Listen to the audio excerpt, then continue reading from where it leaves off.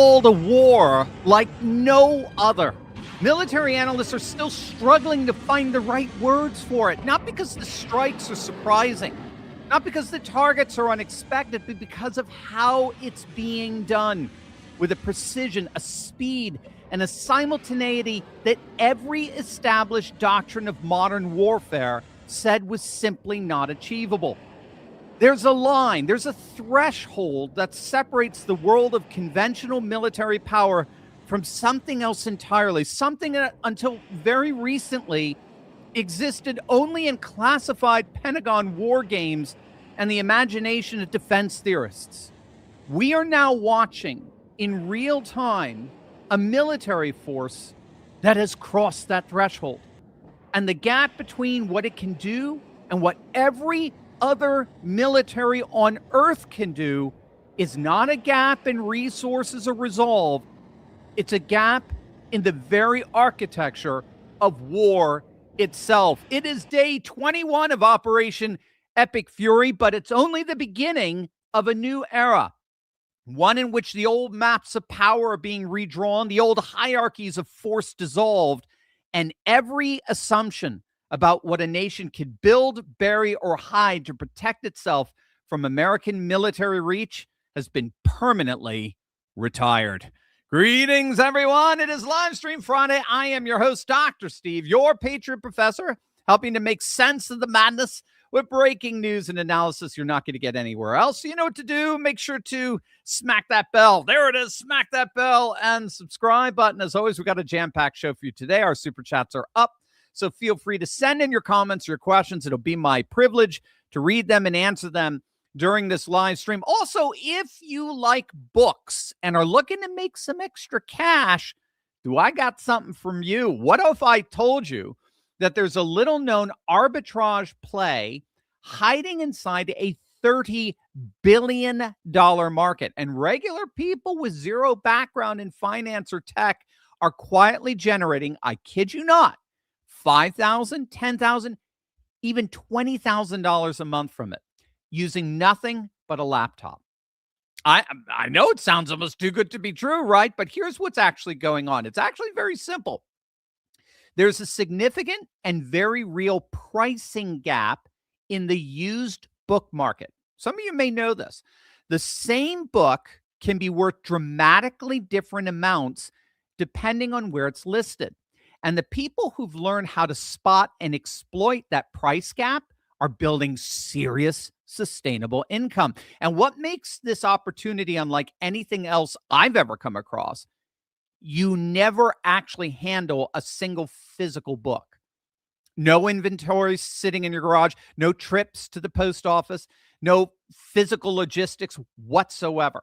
The whole thing runs from your browser. You identify the opportunity, you make a few clicks, and then the fulfillment side is handled entirely by someone else. And I want to be clear, this isn't just some side hustle that pads your grocery budget. This is a real business model that people are running full time right now. Many of them have walked away from their jobs that they didn't even love to begin with.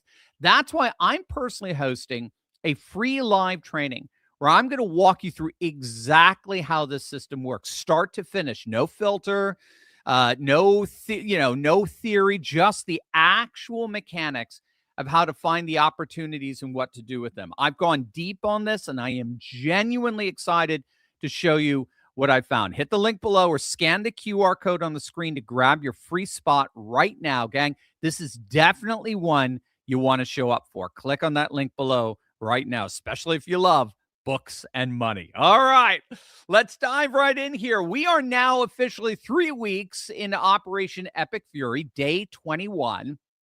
And U.S.-Israeli forces show no signs of letting up in the least. In fact, it's quite the opposite. As Iranian capabilities continue to be absolutely decimated, the tempo of strikes has actually accelerated in the past 72 hours.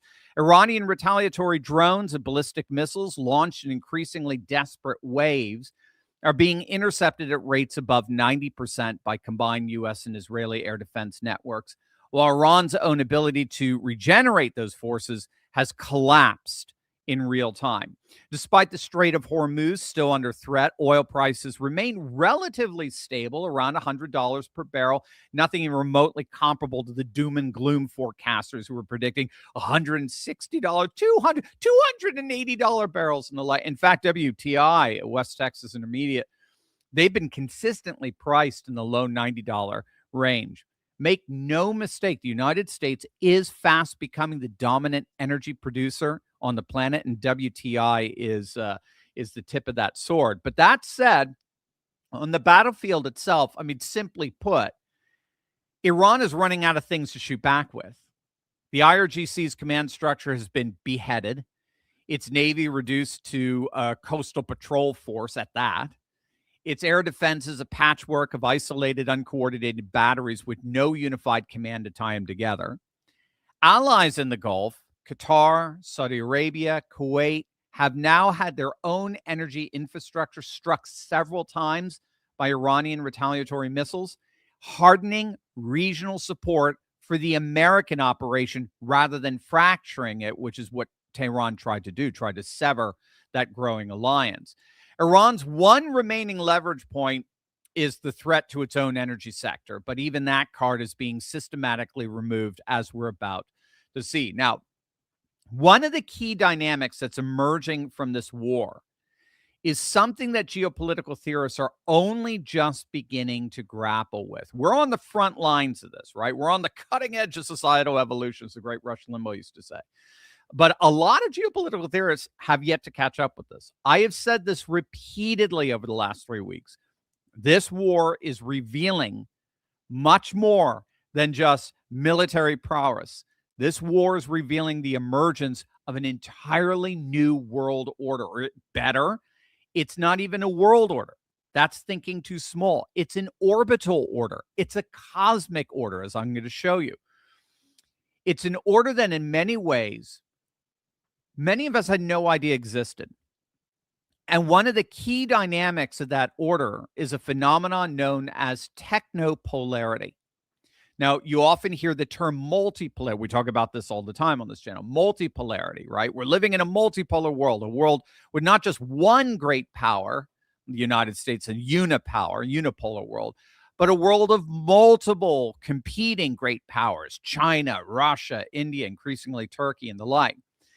But there's another layer of order in that multipolarity, and that's what scholars call technopolarity, where civilizational power is increasingly defined not by landmass, not by the size of your army, not by how deep you can dig your bunkers, but by your mastery of the technological stratum, the invisible layer of stealth, precision, cyber, orbital, and AI-enabled systems that sits above the traditional battlefield.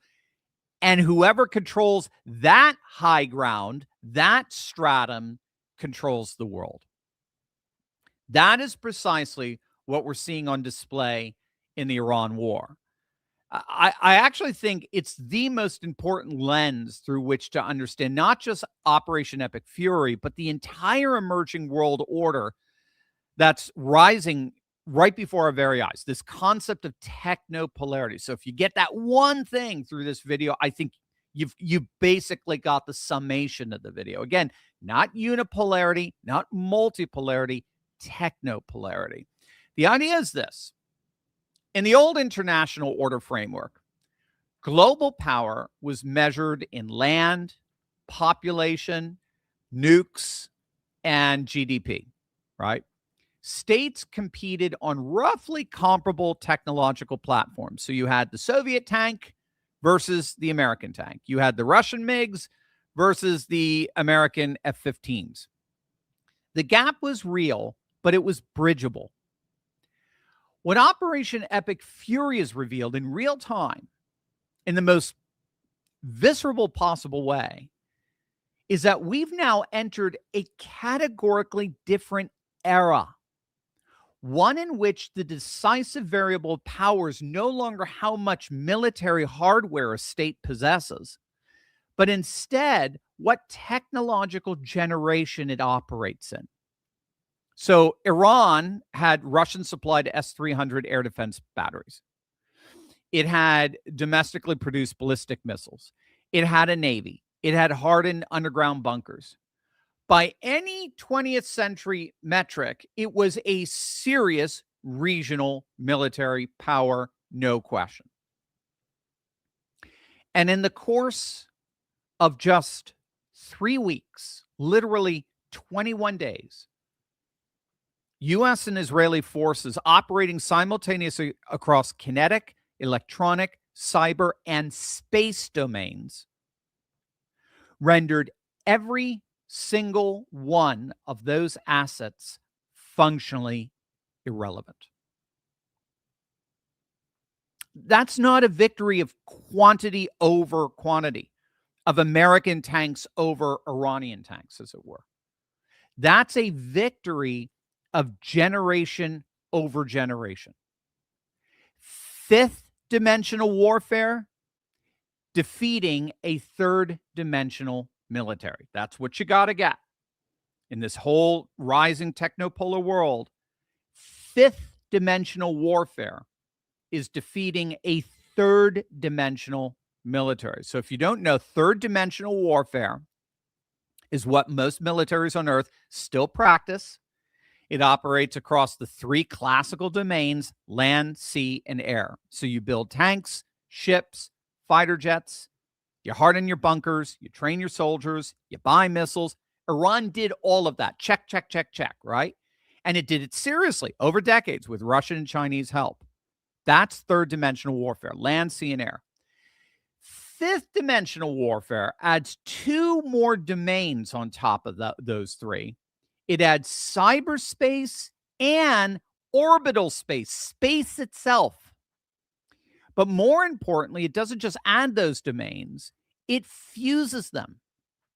Real-time satellite feeds directly into targeting algorithms.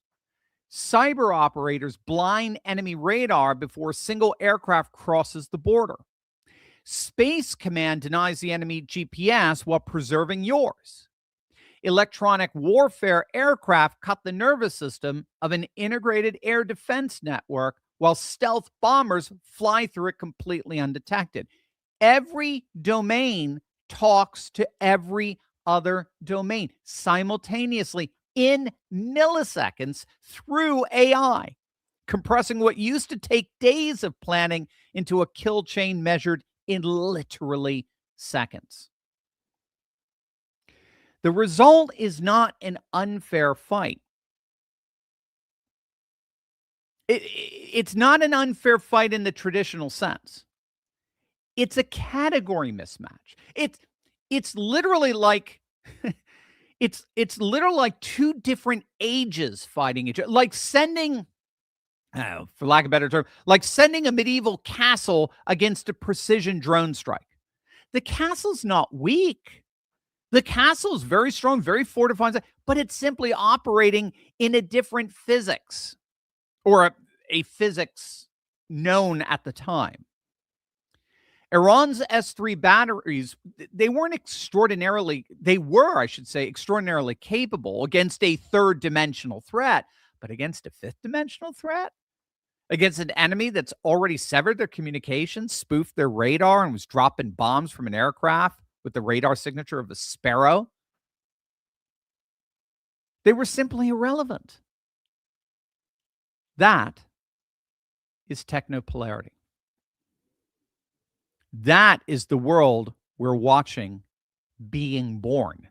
What I'm calling a civcosm in my new book on this, a civilizational cosmocracy, a world order, and indeed an orbital order, a cosmic order that's currently being dominated by the new Trump-awakened American civilization state. And so now, with this new technopolar world coming into focus, the great dividing line between powers is no longer, East versus West or nuclear versus non-nuclear, but those who have crossed the threshold of AI-fused multi-domain precision warfare and everyone else. And I want to help bring that world into focus by showing you how this fifth dimensional warfare has been capable of doing something that by every conventional military calculus should not have been possible. Military analysts are calling it the Big Five. These are the 5 overall military objectives, any one of which would have been considered strategically audacious and risky by the measures of third-dimensional warfare to pull off. But the United States didn't choose one. It didn't sequence them. It didn't phase them out across months of careful escalation the way every post-Cold War military doctrine said you were supposed to. In a feat, again, once thought absolutely impossible, U.S. and Israeli forces have executed all 5 objectives simultaneously. Again, any one of the big 5 objectives in isolation would have filled a Pentagon wargaming session for months. And instead, Operation Epic Fury is revealing how all 5 military objectives are happening all at once. So here are the big 5 in no particular order, because again, they're more or less happening simultaneously, but we can call them, as it were, the 5 dimensions of fifth dimensional warfare, or maybe the 5 domains of fifth dimensional warfare. Why don't we go with domains? So domain 1 is Karg Island. Many of you may know about the strategic importance of this island. Certainly President Trump was talking about it back in the 1980s, interestingly enough. So on the night of March 13th, the U.S. military announced that it had totally obliterated every military target on this island called Karg Island. That's Iran's crown jewel when all is said and done. It is the single island that handles roughly 90% Iran's crude oil exports. So they have submarine pipelines extending all the way from their oil fields on their mainland that all converge onto Karg Island, that then enables oil tankers to easily load up and sail back through the Strait of Hormuz. That island is Iran's ATM. It's their piggy bank. And so it's heavily fortified, or at least it was. Their entire fortification structure was obliterated in a single night. I still remember when Trump back in the 80s was talking about seizing Karg Island anytime the Iranians screwed with us. And, you know, just in typical expert fashion, they would bring on the experts who said, oh, that's impossible because Karg Island is so fortified. It would slaughter 10,000 soldiers in a day, American soldiers in a day. Well, they were right. It was certainly incredibly fortified. There were more than 90 Iranian military installations on there. And in one night, they were all obliterated. They were instantaneously decimated. Mine storage bunkers, missile depots, command posts, all destroyed. And yet, here's the key. The strike precision was so accurate that the oil export terminals were left completely untouched. Not one pipeline damaged. Not one loading arm destroyed. You see, that's not luck. That's engineering. It ain't the 1980s no more. It ain't 2003 no more. The aircraft that led this mission was my favorite, the B-2 Spirit stealth bomber. And here's why this is genuinely insane. The B-2 as a radar return, if you were to see it on a radar, you'd think it was a bird. Or some say it's actually as small as a butterfly. That's literally the micro blip that it leaves, a speck of dust on a radar. And so these invisible ghosts ended up obliterating with their 40,000 pounds of bombs every single fortification on Karg Island, without which Iran would just simply economically implode. So just that operation in and of itself was beyond audacious. It was beyond unbelievable. But it was happening simultaneously with 4 other equally audacious missions. So Domain 2, the decimation of the Strait of Hormuz missile sites. These are the second or perhaps even more fortified areas next to Karg. Iran had spent years hardening its coastline. It reinforced concrete bunkers buried under rock and earth, designed to survive conventional airstrikes, and launch anti-ship missiles down on any vessel attempting to pass through the Strait of Hormuz. And again, Strait of Hormuz, it's the narrow choke point through which roughly 20% of the world's daily oil supply flows. Japan gets 80% of its oil through Hormuz. So these weren't soft targets. This was really one of the most fortified parts of the planet imaginable. But on the night of March 17th, the U.S. dropped something on those bunkers that had never been used in combat before. The GBU-72 Advanced 5K Penetrator. Okay, so GBUs stands for Guided Bomb Unit. It's a 5,000-pound bunker buster bomb that's been in development since 2017. It was only cleared for operational use in 2021. It had never once been dropped in a real war until now. So the Strait of Hormuz missile sites, appropriately, were its baptism by fire. Its predecessor, the GBU-28, could penetrate about 100 feet of earth or 20 feet of reinforced concrete. The GBU-72 is designed to significantly exceed that, though the exact specs remain classified. And if that ain't enough, U.S. forces also deployed the GBU-72's much larger sibling, the GBU-57, this massive ordnance penetrator. It's a 30,000-pound bomb carried exclusively by the B-2, which, of course, is a multi-billion-dollar aircraft. And it's capable of penetrating an estimated 200 feet of reinforced concrete. It's absolutely stunning. It neutralizes targets underground that are about as deep as a football field is long. It's astonishing stuff.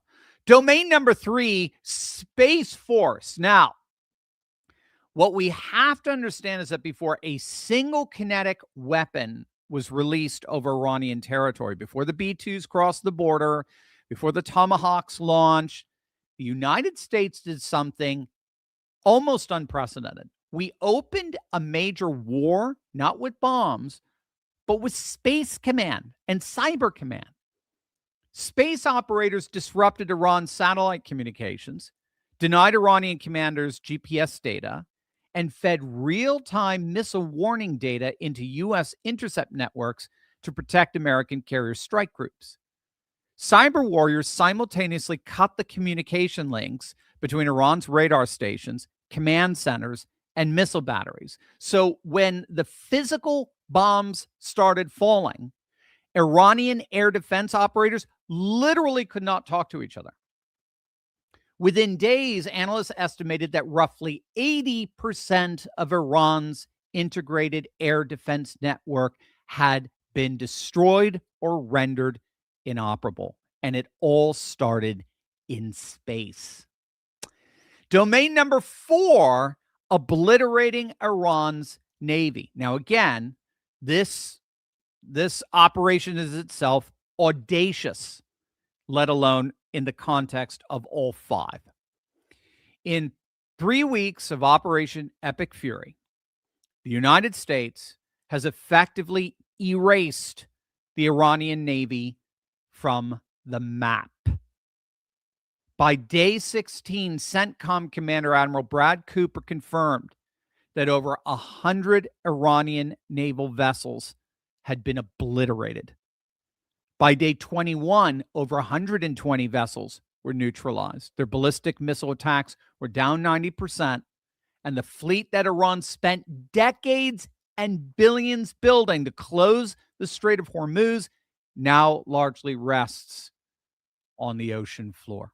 Again, to wipe out their navy was itself an audacious mission, let alone in connection with these other 5 domains. And that brings us to the final one, the 5th domain, and that's what's called striking the brain. And this is perhaps the most audacious of them all, decapitating Iran's command structure.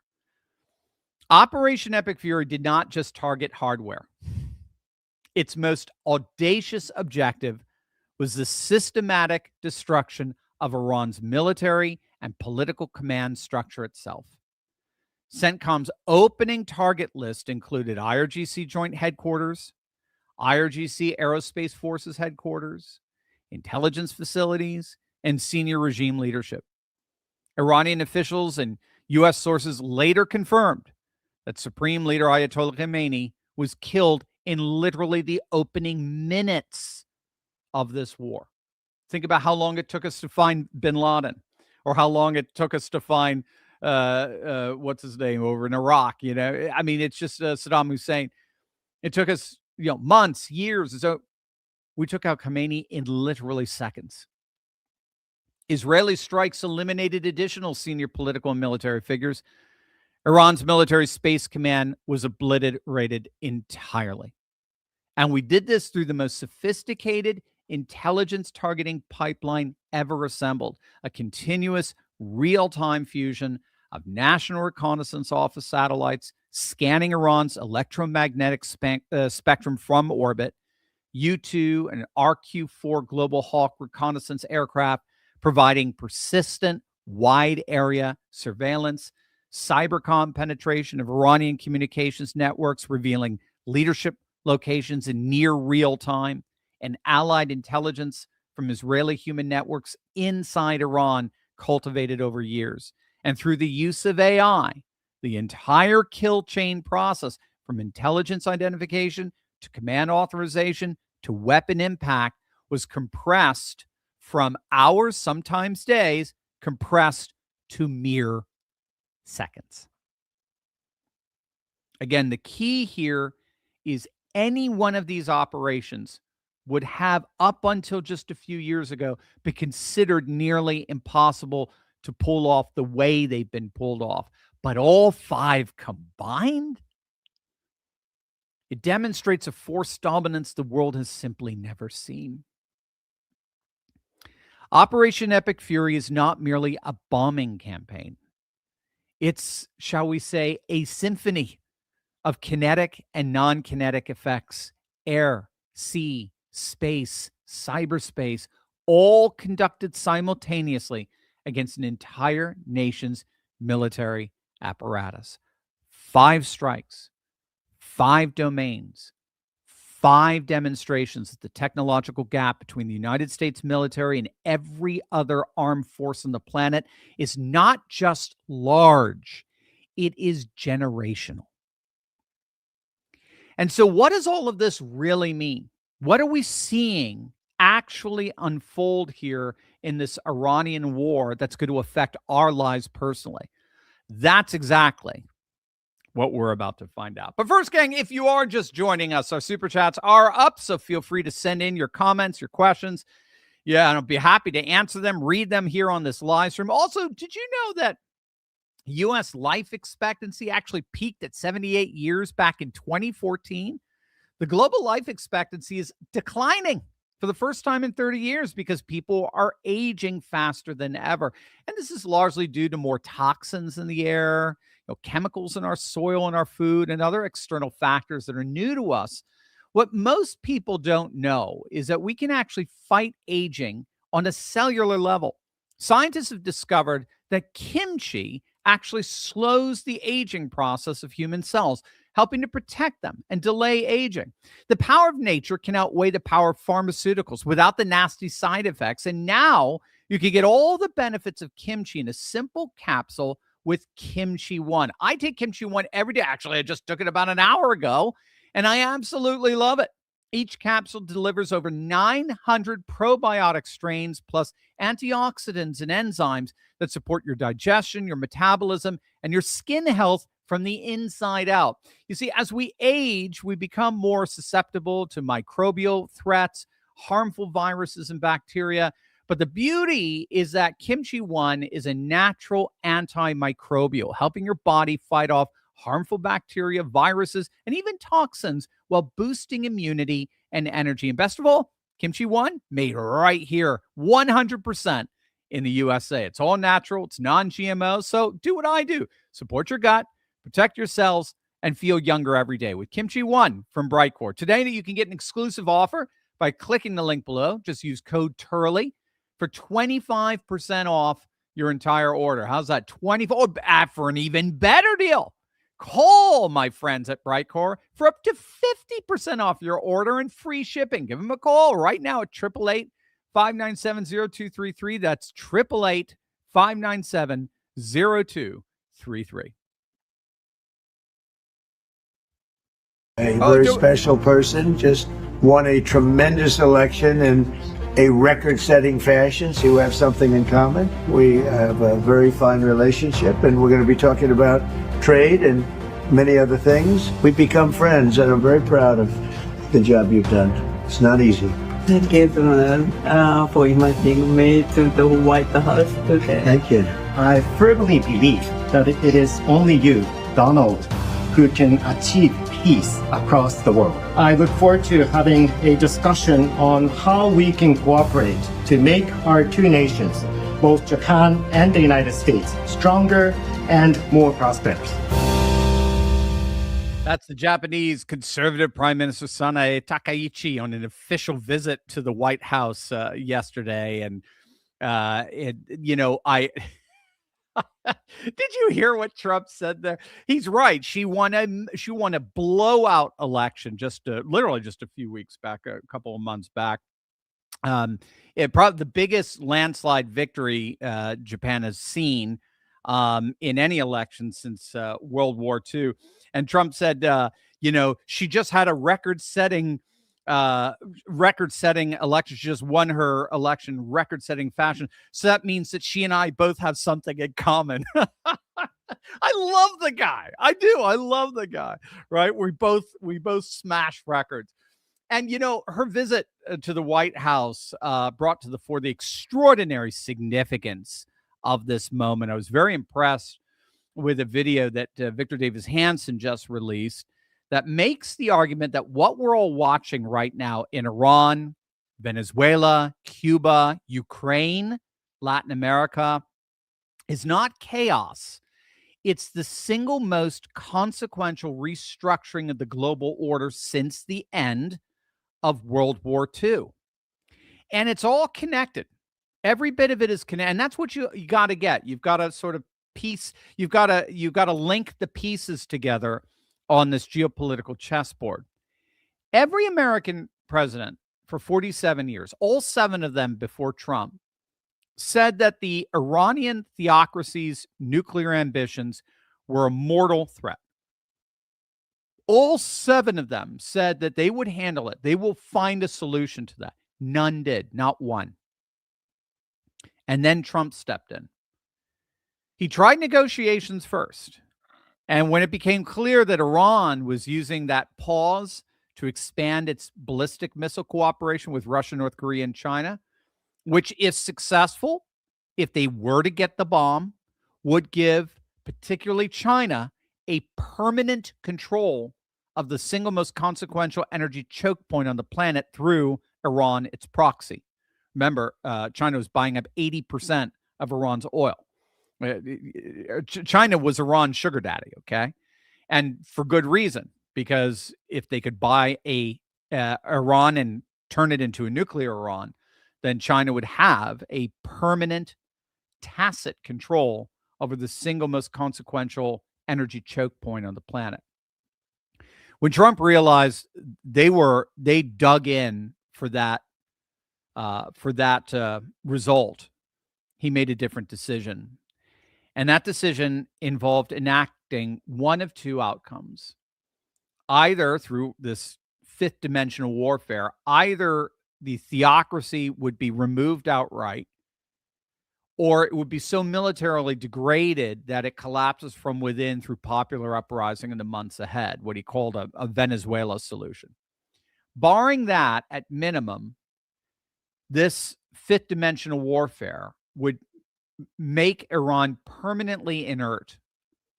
This is what's known as the defanging mission. We talk about it a lot on this channel. The abominable snow monster mission, right, from Rudolph the Red-Nosed Reindeer. He was feared by all, the abominable snow monster. But then once he lost all his teeth, he lost his fangs, nobody was afraid of him anymore. And all of a sudden he became very complacent or more compliant. This is what Trump is doing fundamentally. He is defanging Iran. He is permanently eradicating Iran's capacity to project power. And if they have no capacity to project power, that renders Iran completely harmless within the region. So that's exactly what these 5 strikes, these 5 domains of operations were designed to achieve. But Victor Davis Hanson's argument doesn't stop at Iran. he connects it to something most Western analysts have missed entirely: the simultaneous restructuring of the Western Hemisphere. So literally in his first week back in office, you remember this, Trump forced the Panamanians to choose between China and the United States. And Trump told them in no uncertain terms that if they continued with this sort of Chinese triangulation over the canal, that would result in the U.S. taking it back by force if necessary. And Panama realized then, to their credit, Panamanian officials recognized he ain't kidding. He's going to take the canal. So they capitulated. So now we do tacitly control the canal in the same way China tried to be able to tacitly control Hormuz. Then the Maduro government in Venezuela's communist narco state that had been propped up by Cuban and Russian support, was spreading Chavista influence all across the continent. They were effectively demolished in Maduro's arrest and incarceration. Trump's message to the new Venezuelan government has been explicit, right? Put the oil on the world market, get the Chinese out, and you're going to have a very bright future. You're going to see more money flowing into your state than you've seen in the last 3 decades. But if you refuse, you see what's happening to Iran, right? You'll be a heck of a lot easier than Iran. You're nothing compared to Iran. So all of this is producing a cascade. We're seeing conservative and constitutional revolutions now rippling all throughout Central America, South America, Chile, Argentina, Bolivia, potentially Bolivia, Peru, Brazil, Cuba.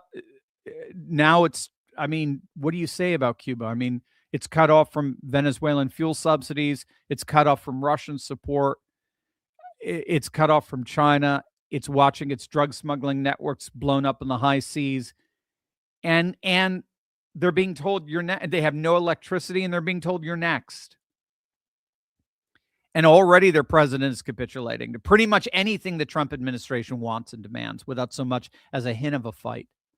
So Russia, China, and Iran are simultaneously being pushed out of the Western Hemisphere for the first time in decades as Trump establishes an American civilizational sphere, as a civilizational sphere with the United States of America as its core civilization state. And there's even going to be a Shield of Americas, as a massive missile defense system. And then even on Ukraine, this is fascinating here.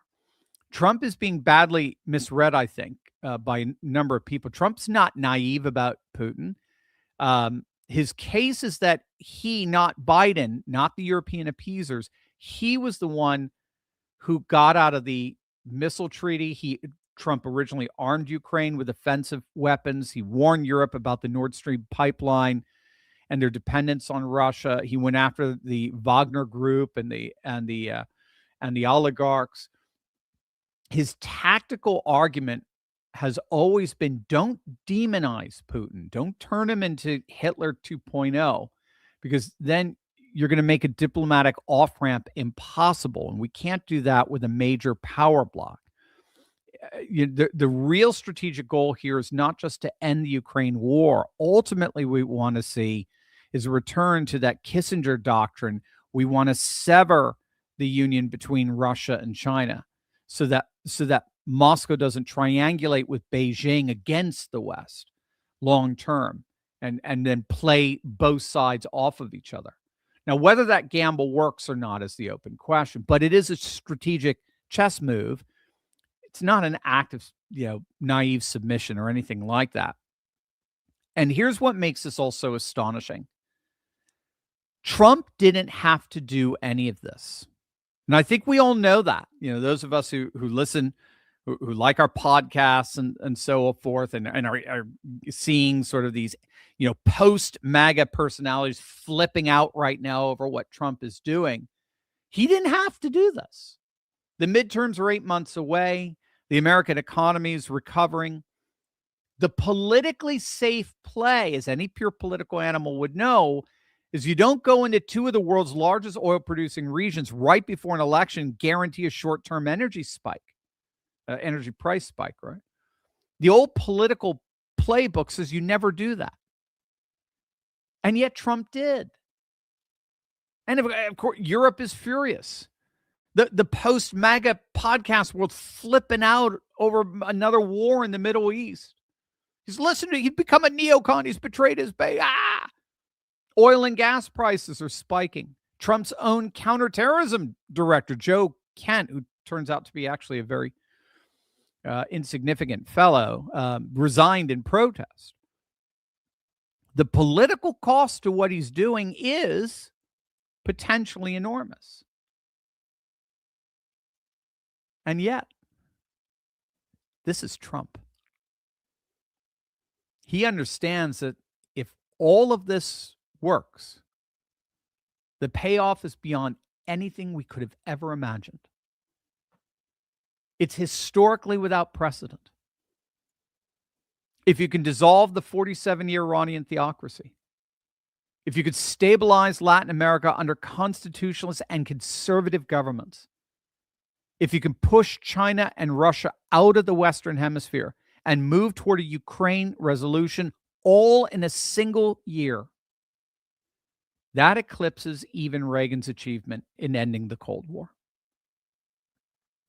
This is, without question, the single most consequential historical moment since the end of World War II. And if President Trump accomplishes what he set out to do, he will go down as the single most consequential president in the century, if not more. And why should we think he won't accomplish it? After all, he's a master of doing the impossible.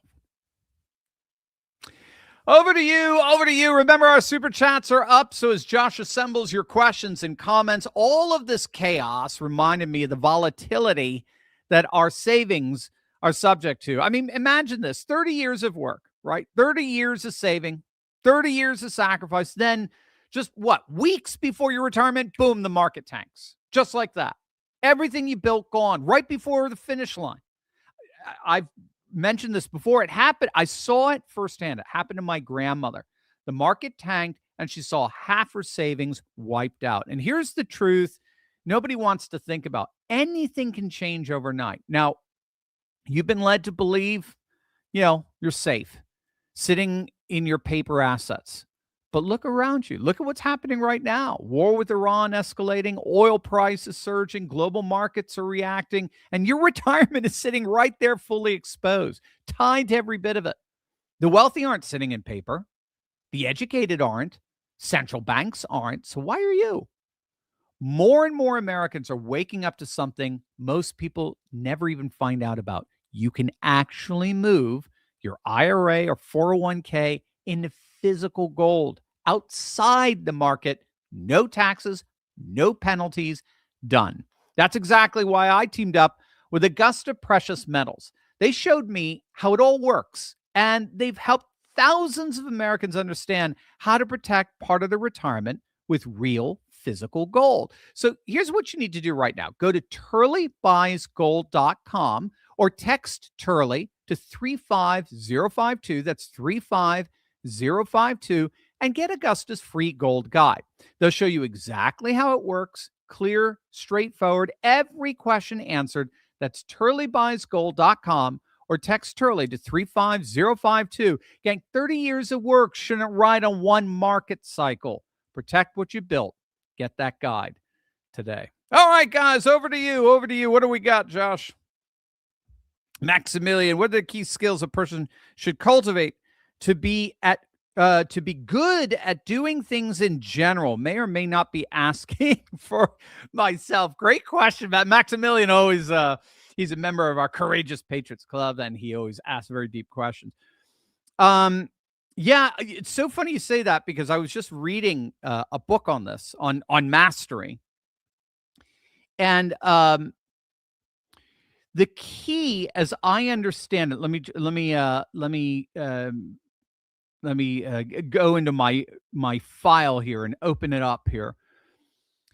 The key is to break everything down to its smallest point. As we're this is what science means.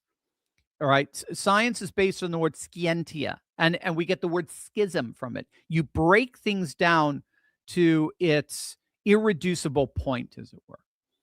And like in classical guitar, when I was a classical guitarist, you literally break things down to like the movement of, this is what's known as your eye finger in classical guitar. You bring it down to just even how your knuckle moves in relation to your middle joint. Or you can even, I'm flexing here, and you can even just focus on the flex and then the release. You break things down to their minutest level and make sure you master the minute particulars step by step by step. And then over time, you create the what's technically called a frame, where just we use it in theory all the time, Maximilian, you know this. So I talk about like technopolarity today. That's a frame. And that frame entails within it all of these particulars in here, all these cyber AI, quantum computing particulars, the 5-dimensionality warfare, and so on and so forth, satellites, astropolitics, and like this technopolarity entails all those things. So if you are refining your mastery over the tiniest movement or tiniest thing that you can grasp, and then you go to the next one and the next one and the next one, then over time you create a series of mastered skill level that can then kind of that come under a single frame. And so in music, that would be a piece, right? A piece of music, Bach's chaconne. That's a frame that has all of this technical minutia worked out, so that when I'm thinking of the chaconne, I'm thinking of literally at the same, it's entailed in there all of these micro movements, literally tens of millions of micro movements, right? And then that's where the subconscious comes in. Because if you've mastered it all at the conscious level, then at some point you don't have to think about it, because the conscious level can only think about things linearly, one at a time, right? Flex, release, flex, release, flex, release. But once that becomes habitual with all my fingers, and then it gets coordinated with the left hand, what happens is it becomes habitual as a whole, and then the subconscious is able to integrate all of the particulars into a singular thought, as it were.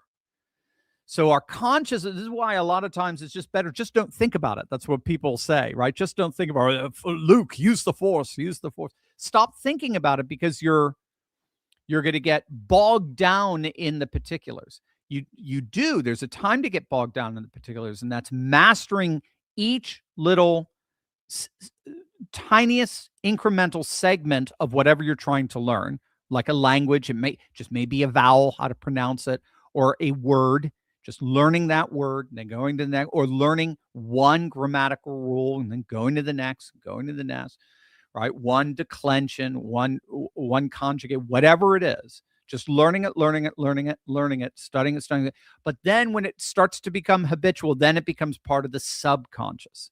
And then the subconscious can find anything you need at the moment you need it.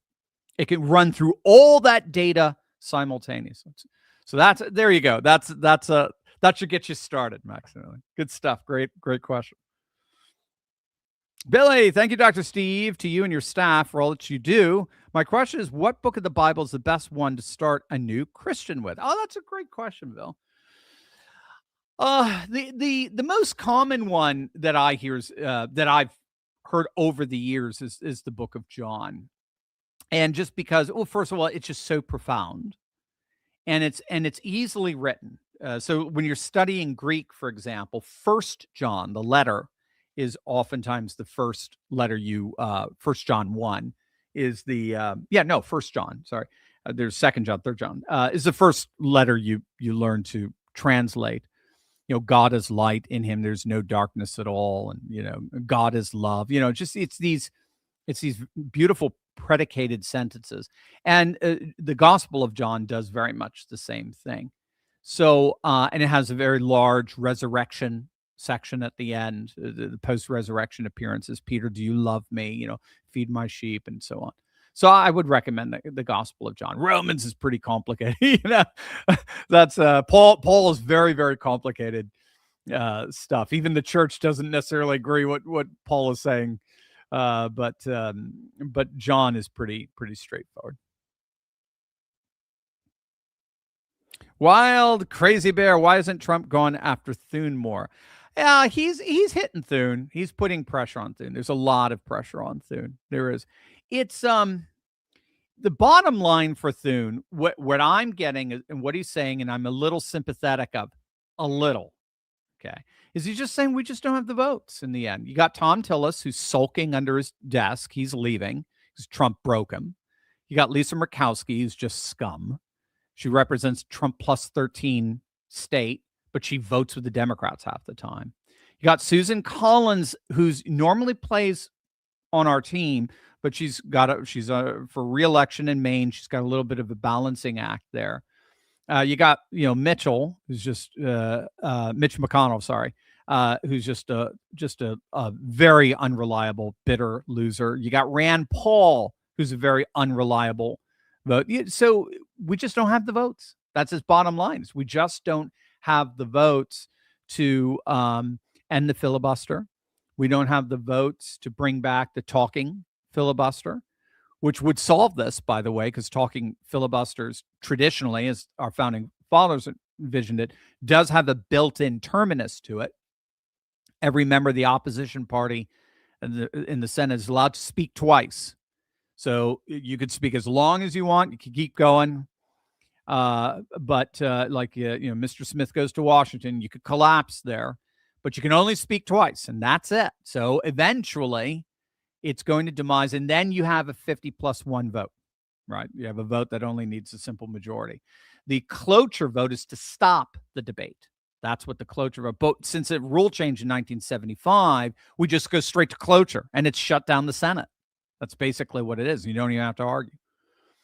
You don't have to have a debate there. So John Kennedy of Louisiana is arguing that the SAVE Act would be perfect for a reconciliation bill.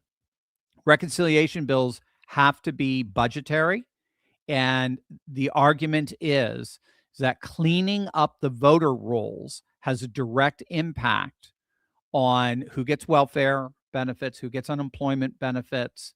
It has a direct impact on the budget because it's gonna expose a number of people who should not be on those voter rolls and are using the fact that they're registered voters or what have you.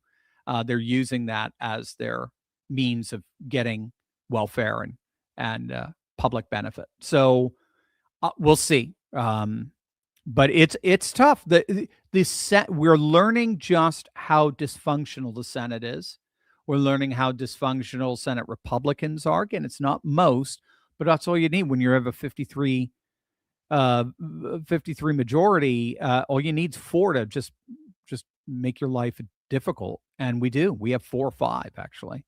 So again, MAGA movement is a presidential movement. It's not a congressional movement yet. It hasn't been translated into that. So there you go. But Trump is putting some pressure on there for sure. Rubber Guy, my sister thinks MAGA or Republicans treat people with mental health issues like crap. I don't mean TDS. I mean, say, being on the spectrum. I haven't seen that much recently. And if I did, it was more by the left. Thoughts. So my sister thinks MAGA or Republicans treat people with mental issues. It's very good. That's a very good question. I think well, first of all, I don't know if you're going to be able to convince her, but what I have seen is people in the health industry, professionals. I don't know if she's in the professional health industry or if she's associated with someone or has talked to someone who is.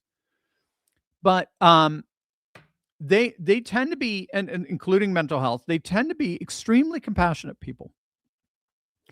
And I know I firsthand, I've loved ones in the health industry, and they are very compassionate people. There is a good Samaritan bent to them that we all should laud. God bless them. This is the beauty of a division of labor. Not all of us have that. I admit I don't. It's just a fault in my character. Whereas I know people who do, and they get into the health industry. But since Obama and since human resources became politicized to bring DEI into the workplace, healthcare professionals only seem to be able to make social sense of their compassion for others through left-wing lenses, through social justice lenses. So they see the disease as being one inherent in our social order, in our culture, in our economy, whatever it is. So they tend to lean very left. And again, that's deliberate. It's part of the cultural Marxist paradigm, as you take over the levers of power in the professions, and we found the way you do that is through human resource departments. So they go to DEI training. They read about white privilege. They think about the pathologies they deal with as reflective of social injustices. So it may be something akin to that, because I don't think Trump is doing anything and MAGA is doing anything in the area of mental health than any other administration does. It's not high on anyone's priority list, to be honest. So I would say it's probably that. It's probably a frame issue. The frame that your sister is looking at mental health through has been inordinately influenced by social justice frames of reference. That's all. And so she just naturally would see MAGA as an enemy to that. Mitchell, do you know if Trump is still deporting illegal migrants? What are the latest deportation numbers? Also, when do you think gas prices will go down? Let's see. Yeah, well, yes. The answer is yes. I actually just saw a report that the numbers are still very, very high. Let me see. What do I have? And then gas prices will go down. I think they've stabilized. Let's put it that way. Again, they were talking, I mean, the panicans were talking, it's going to go $160 a barrel and all that. No, not at all. I mean, it went up to like 116 for like 2 or 3 hours the first time Hormuz was being threatened, and Lloyd said they're not going to be. And again, it's not the ships per se. It's the underwriters. It's the insurance that more or less shut it down. It's not even the Iranians that shut it down. They're just not getting insurance. Or if they are, it's still, they have to go through the hoops of new arrangements and the like, the paperwork, the bureaucracy, whatever it is. But it should come down probably in the next couple of weeks. The more tankers that pass, oil is priced globally. Okay, so the good news is West Texas oil is the lowest of all of them that I've seen. And so that's good. That means our oil is huge. But again, our oil is generally a specific kind of oil. I think, what are we? We're a sweet light oil, crude oil, right? It's measured by its density and its sulfur content. So not everyone has refineries for that. Some refineries are for the very much heavy, thick, oatmeal-y oil, as it were, with either a lot or not much sulfur content. So anyway, that and they're releasing more and more reserves into the global supply. But oil is priced globally, so we should be seeing that global shock, as it were, begin to come down, especially if Europe steps up to the plate and starts providing some security for the Strait of Hormuz, since they get 10% of their oil from Hormuz. And that will certainly help the underwriters, restore the confidence for the underwriters and for the oil tankers. In terms of latest numbers, let's see. Let me get to my super powerful AI. Oh, by the way, did you guys hear Chuck Norris passed away? Did you see that? It was just on here. I didn't think he could. I love Chuck. So God bless him. Say a prayer for him and his family. But he did just pass away. I heard he was hospitalized, but anyway. So what I'll do is I'll look into my super AI and see if I can get some latest deportation numbers. And then what I can do is, while it's searching, I can answer another question, then come back, Mitchell. There's from the U.S. So let's do that while it's rocking and rolling. Keep humming, keep moving. Don't want dead air, as they say. Thornton Maloney. Hi, Dr. Steve. I know you and Rich Barris are buds, but you guys couldn't be further apart on the outlook for the midterms. Yeah, I know. I love Rich, but Rich, Robert Barnes, they've gone. They've gone a very, very different. They've gone a very, very different path, unfortunately. So I don't know. I mean, I've listened to the arguments, but what it comes down to is, I understand it, if I'm representing it correctly. What it comes down to is basically 3% or so of the voting population that these are disaffected, independent populists that had joined up with MAGA in 2024, feel betrayed and are leaving MAGA, and they will probably join up with the more populist left. And there's legitimate theory to that, is that because populism sees the great divide in politics, not between left and right, but between the people versus the political class, then they can swing. They're very fluid between the populist left and populist right, because the enemy isn't left or right. The enemy is the establishment. And so that's the argument. As far as I can say, that's what they're saying, is that bottom line, there is a small minority, but that small minority will make all the difference in the midterms. What I'm seeing is, I'm seeing a whole mountain of evidence that goes the other direction. Remember, Barris isn't the only guy Rich isn't the only guy I've followed. I followed a number of other polls. Mark Mitchell was another one.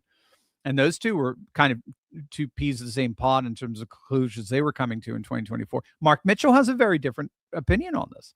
Mark Mitchell shows that MAGA has not been influenced by this, that there are no major numbers defections from the MAGA coalition. And as a matter of fact, Operation Epic Fury enjoys almost supermajority support. His latest was 61% of those polled of likely voters believe we're winning this war, counter to the 24/7 legacy media nonsense we're getting. So I just I would say, in the end, we'll have to see how it plays out. I'm looking at both. I'm looking at the concerns on Barris's side, and I'm looking at the lack of concern on more the Rasmussen and other polling side, like the NBC polling that CNN just featured. Again, let those two alphabets hit you there. The NBC poll, which was telling us that Kamala was going to win in a landslide, right? The NBC poll featured on CNN, Harry Enton's spot on CNN, which showed MAGA having 100% support for Trump. Trump has 100. This is Kim Jong-un stuff. 100% support, 0% disapproval. So something's not right, and signals are getting crossed. And My one, I'll just say it. I am concerned that one side is putting their personal concerned. I don't know this, but one side is putting their personal sentiments in front of the data analysis. And because I'll be the first to tell you, if I saw any clear indication in other polling besides, say, Rich's, I'd be the first to tell you we're in big trouble. I'll be the first to tell you that. And I'm just not. We're just not seeing it. And really no one else is seeing it, except the sort of post-MAGA wing that started with the assertion that Trump betrayed his base. They started with that. They started with the assertion this is an illegal war, which is patently nonsense. They started, just ask any court. They started with the assertion that he's been co-opted by Bibi Netanyahu. They started with that. And so it just seems to me that something else is operative here than just merely numbers. Let me go back. So let's see. This is for Mitchell, right? All right. You're giving to me 2025, 2026 ice removals. So as of January, do I have any 2026? Okay, here we go. As of January 2026, from October to January, there are nearly about 150,000 deportations. So it's on the same kind of track. So we had what did we have? 700,000. The number keeps going up. We had there's two numbers: 622,000 to 700,000 in 2025. That is not counting independent or self deportations. Those have hit upwards of 2.5 million. We are now at, as of January, between October and October 2025, January 2026, about 150,000. So it seems to be seems to be going. Yeah, the self deportation is upwards of continuing the millions. So it's still going. Yeah, I don't. Again, Trump is the master of being able to do multiple things because he has different different agencies handling this, and Homeland Security in terms of ICE and so forth. Their money was front loaded, so they are being funded, and they're still on top of it. So I wouldn't worry about deportations. The numbers are continuing to be astronomical. Benton, the mayor of the city of Richardson, a suburb of Dallas, has made Ramadan an official month. Wow, Dallas is a deep blue city. A learned professor. Is this a trend or freak occurrence? We'll have to see. How's that for being the learned professor? So we are seeing something of the Islamification of the Democrat Party. It's a very strange. Strange is a bad word. It's a very unexpected phenomenon. But what's basically happened since 2018, that's when we first started to see the rise of the Islamic Democrat, the Democrat Muslim, with Ilhan Omar and Rashida Tlaib coming to Congress for the first time, was that in the identity politics, cultural Marxist left, it basically broke out in a full-blown third worldism. Okay. So what is third worldism? Third worldism is the notion that Western civilization, particularly America, is the apex of Western civilization, is inherently evil. We are the oppressor. And right, because every Marxist system sees this oppressor-oppressed binary at the core. So Marx saw it economically and class-oriented, bourgeois versus proletariat. Cultural Marxists saw it culturally, but third worldists see it more civilizationally. And so this is part of the civilizationalist trends that we're seeing. And what they do is they see the West as the single greatest evil in the world. And therefore, every people group rising up against Western hegemony, primarily through its proxies, i.e., Israel, is not just to be commended, but we are morally obligated to be on their side. And the figure, the demographic that's rising up as the symbol of third worldism is the Muslim. It's the anti-Western Muslim. And so what's happened in the Democrat Party is it's gone from what we might call, the emancipationists, feminists, LGBT activists, right, and the like. It's moved from the emancipationists to more the ethno-nationalists, and that's the BLMs, that's the La Raza, and increasingly the pro-Palestinian progressive, and they're exercising enormous power now in the Democrat Party because they are seen. We're talking about the Muslim Democrat. They're seen as the symbol par excellence of third world resistance against American hegemony and imperialism. And so it's manifesting itself wherever the Democrat Party is most entrenched. And so it's primarily in our urban areas. So this is where you're seeing not just the rise of urban socialism, but the rise of Islamo-socialism coming in. And then the irony is once they get serious power, like in Hamtramck or Dearborn, the irony is they actually end up turning on the other identity politics, the emancipatory politics groups like feminists and LGBT activists and so on. So again, the whole theme of this channel is a new conservative age is rising. We analyze current events in light of conservative trends, right? So ironically, this shift towards third worldism is turning the Democrat Party, ironically, more conservative, but in an Islamic vision of conservatism, not a distinctly American faith, family, freedom version of conservatism. So is it a trend? Yes, in terms of the Islamification of the Democrat Party. Is it a trend of Islamifying cities? Yes.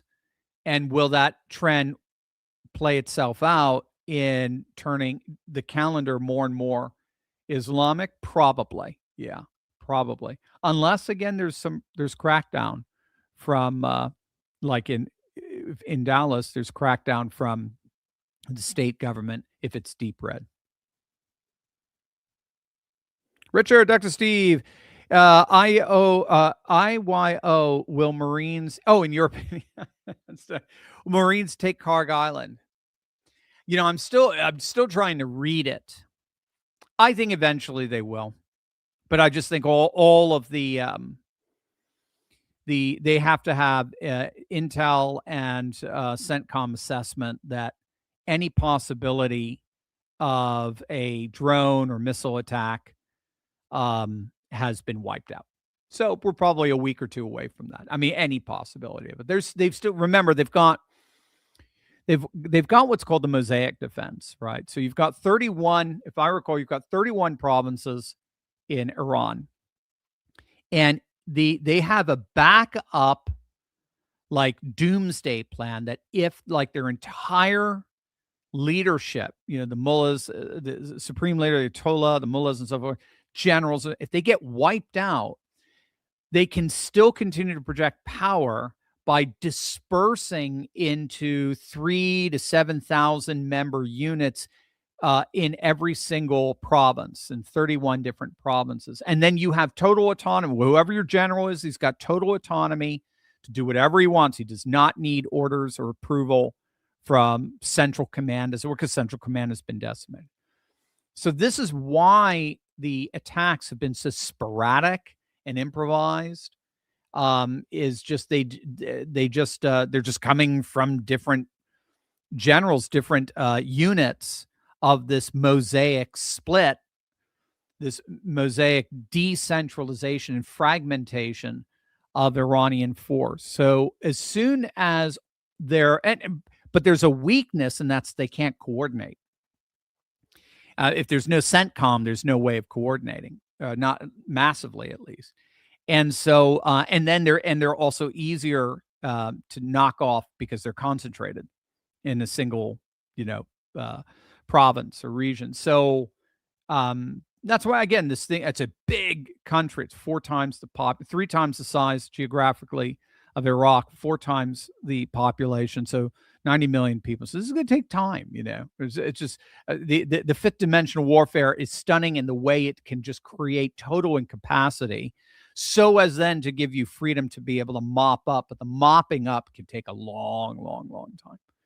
And so that's, I think, once it's mopped up, I think Karg Island is going to be ours. Yeah, I do.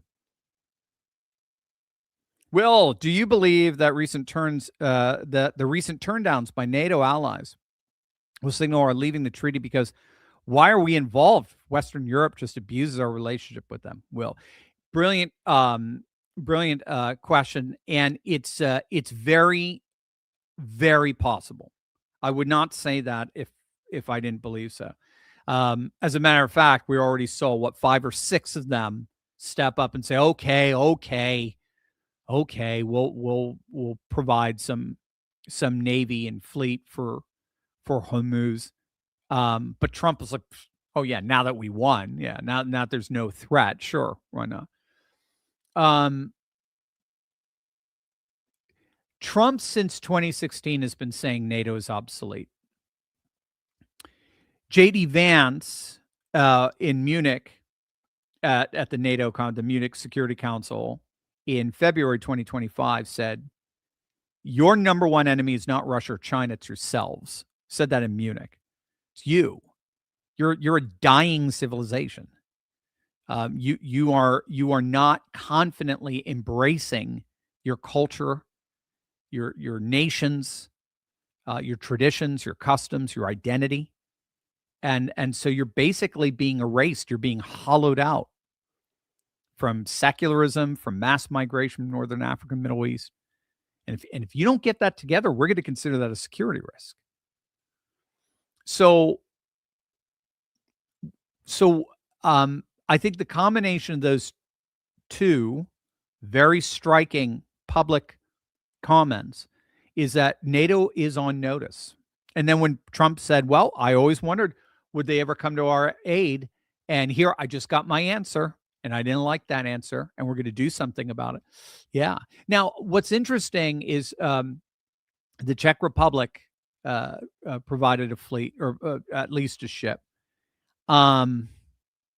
Eastern Europe is a lot more, given their proximity to Russia, is a lot more interested in NATO guaranteed security, in U.S. guaranteed security, than is Western Europe. Western Europe is, outside of the populist uprising, if it's not too late, Western Europe's just dying in the end. It is. It's just dying. It's just it's a smug, callous, brazen welfare state that's just thinks it's better than everybody else, as it literally is disappearing off the face of the earth. And Trump's just has no patience for it, especially the way Israel has stepped up, with the way Japan is stepping up. Now they're probably going to get rid of Article 9 so as to allow them to militarize. You just look at the way Saudi Arabia, the Abraham Accords nations are stepping up. You look at just even the way Latin America is stepping up. Nayib Bukele, Javier Milei. It's cats, and it's just stunning. And Europe is just asleep, and they're just still talking. You got von der Leyen still talking, about, we will send a strongly worded letter, and we will take it to committee and decide what the managerial class has to say. It's just ridiculous. It's like you guys just are living in a different world. So we'll see. But let's just say Trump was not happy with how they reacted, and he made that very, very clear. When he says, we don't depend on France because it's France. Well, Keir Starmer, he is no Winston Churchill. He is no Winston Churchill. I mean, it's just, and then you just look at what happened to the Australian Prime Minister Albanese. I mean, he almost got torn to shreds in a mosque because he was trying to placate Muslim sentiments, and he came in and extended an olive branch, and they basically slapped it out of his hands. I mean, it's just, again, Trump knows the time. The time is a civilizational moment. The world is restructuring around civilizationalism. And if your nation has been invaded by a foreign civilization, you had better do something about it. And I think we got a lot to do here, exactly what we were just talking about with what's happening inside the Democrat Party and third worldism. Great question. In human condition, Dr. Steve, I think you'd agree that with all the changes toward a new conservative age worldwide, that promoting mental health is the most important step towards eradicating woke communism and leftist degeneracy. Actually, great point. Phenomenal point. Yeah. And because you're not being hyperbolic, I think that's actually that's been an object of study. You guys have seen this since there were even studies before 2020 in the pandemic. There were even studies on this that showed that left wing, particularly, please don't be insulted, all right, but left wing women tend to be disproportionately diagnosed with mental health illness and neurosis than conservative women. Conservative women are mentally very, very healthy women. They tend to have, strong families, loving husbands, strong support systems, churches, community, Christian civilization as a word. We're just finding it's extremely healthy. They have lots of children, so the fertility is abundant and so forth. Whereas, liberal women and liberals in general are just, they've cut themselves off from any real time-tested support system. They're living on their phones, their apps, with their cats, and there isn't the mental malignance, as it were, is very, very significant, and we've seen that in a number of different studies. So I agree, and part of that would be promoting spiritual health as well. And Michaelis, yesterday you spoke about third worldism. Could you speak about this in a future video in more detail? There you go. Yeah, good. You just we're just chatting about it. So we're on the same vibe. But yeah, so third worldism it's just, we saw it in the 60s. It started to, I think they were even calling it I guess it was just called post-colonial studies back then. But the bottom line is, it's a form of cultural Marxism that redefines the oppressor-oppressed binary. So what makes Marxism is that the way, the energy that drives social change is the pressure built up by the oppressive apparatus, the oppressive environment. Think of it as a pressure cooker, right? The oppressive environment of a dominant population on the oppressed population. So the population is made up of some kind of oppressor who's taking advantage of and exploiting the weakness of this oppressed population. And this oppressed population can't stand it and feels that it's wrong. They feel like their life choices are being snuffed out or being, inordinately limited, unlike the oppressor population who have abundant life choices. They can do whatever. They have a privilege that the oppressed population doesn't have. And then just the question is that's the framework. And when they break out of that oppression, when they lose their chains, society moves, society evolves. So the dynamic that moves society is this oppressor-oppressed binary. And the oppressor always breaks through. So this is what's known as progressive realism.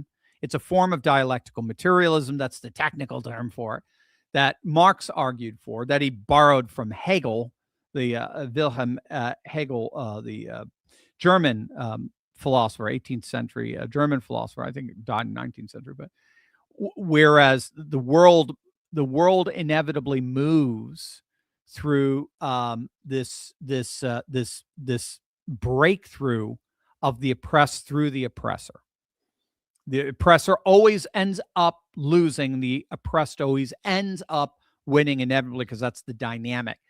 Because no matter how hard you oppress, all you do is increasing the pressure among the oppressed, and they will eventually break through. So it's known as progressive realism, that the arc of history always bends to the side of the liberal, or the emancipatory politics. And so now the question is just simply, okay, who are those who are the two populations? So for Marx, he understood the two groups of people economically, right? The bourgeois and the proletariat. The cultural Marxist sees them more culturally. So it might be whites versus blacks, right? Or it might be the colonizer versus the indigenous people, right? Or it might be heterosexuals versus LGBT, right? And then the way you solve that is not through economic means, but through cultural means. So, and sometimes it could be economic with reparations and all that sort of stuff, but it's more cultural means. So now we have to have, pride. We have to have a special month for this oppressed group, and we have to have special flags, and we have to have special cultural accommodations, and we have to calibrate our sports around those biological males who identify with female and so forth. So it's not so much recalibrating our economy or our economic programs like Marx would argue for. It's now recalibrating our culture. That'd be a cultural Marxism. Third worldism is even more extreme. And what third worldism basically says is that everything American, everything Western, is inherently dominant and oppressive. And so anyone pushing back against it is a liberator. So that means, literally, that means people who that means suicide bombers. That means October 7th Hamas murderers. That means people who take over airplanes, hijack airplanes and so on. They're actually liberators. They're the good guy, always. So that's why when that fellow threw the makeshift bomb in Manhattan in front of Gracie Mansion at these anti-Muslim protesters, when he threw that bomb, thank God it didn't go off. Mamdani, in his initial response and in every response since, has doubled down on, well, he only did that because there were white supremacists there. See, so that's this third worldism. Third worldism is all of the rage, all of the terrorism, all of the violence that we're seeing coming from the Middle East and so on is the pressure. It's the natural response of the oppressive the oppressive practice of Western civilization and its racism and its history of racism and slavery and oppressing women and on and on and on and on. Now, of course, all of these groups you're pointing to would be infinitely guilty of all that sort of stuff, especially when it comes to the emancipatory crowd. How do Iranians treat women? How do Iranians treat gays and lesbians and transgender and so forth, right? I mean, it's like, but it doesn't matter because they're not thinking in those emancipatory terms. They're thinking in civilizational terms. Western civilization, evil, bad, it's oppressive. And as long as it exists, it will oppress, because that's what it does by nature. So we actually have people who believe that.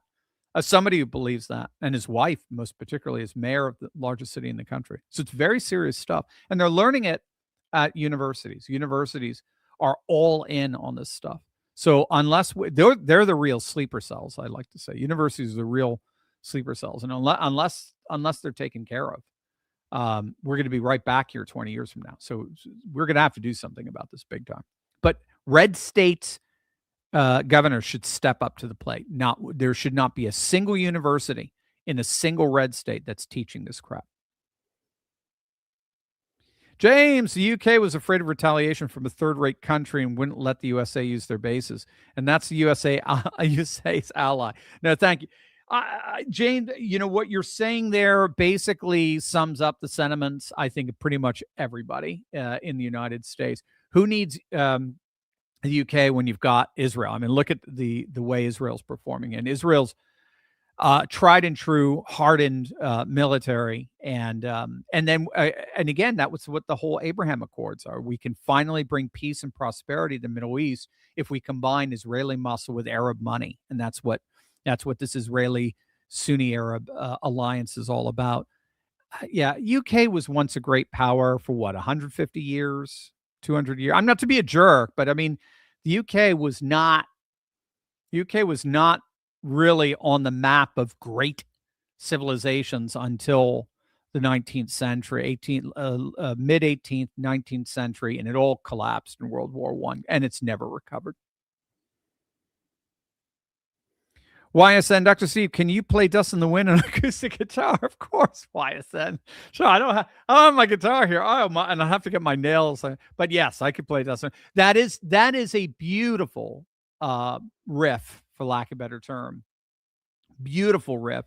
If you're learning to finger pick, it's usually, and if you're learning it to finger pick through pop music of some kind or just classic rock, that's one of the first ones that you learn. A minor and C, and you just chords, and you just play off of a CBDC melody in sequence, and it's just beautiful. By the way, the lead singer today is an Anglican priest. He's a very, very successful and faithful man. Franz, Dr. Steve, does the A-10 Warthog, you mean the flying tank? Isn't that amazing? And the B-1 Lancer getting upgraded with modern weaponry like hypersonic weapons qualify as archaeofuturism. Interesting. I guess in military tech it does. Yeah, military tech it does. Because that's the way, I mean, as you guys could see, I nerd out on military hardware. When I listen to the lectures, they refer to the Warthog in particular. I don't know so much of the B-1 Lancer, the Warthog big time. They all weapons geeks love the Warthog because it is basically a flying tank. That's what it is. It's I didn't think about that in many ways. From the history of modern warfare, I could see that. This is an older model that just works. That's the beauty of it. That's just been upgraded now, like you're saying, with hypersonic weaponry and so forth. That would be a kind of archaeofuturism. You keep what works, and then you just keep improving its capacities. Yeah, very cool. Yeah, or archaeomodern maybe, or something akin to that. Love it, Franz. Richard, I've noticed in meetings Mike Johnson next to Trump, but I don't see. Oh, I've noticed in meetings Mike Johnson next to Trump, but I don't see Thune. Is Congress more important, or is Mike getting a bone for being a team player? Good question. He's probably no. Congress isn't more important. In the end, the Senate decides judges. That's the fundamental difference, right? The Senate, if you got the Senate, you got the judiciary. And that's the key. So if you had to lose one chamber, it's generally said just lose House of Representatives. You could change that in 2 years. Whereas the Senate, it's just longer. You can have 3 election cycles in a row where one party is defending 25 seats and the other party is defending 4. That's just the way the Senate math works with those 6-year terms. So it's the slower lord of,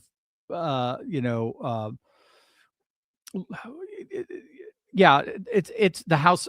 It's the slower House of Lords culture in our politics. I couldn't even imagine being a part of it, to be honest with you. But nevertheless, it's probably the more important one.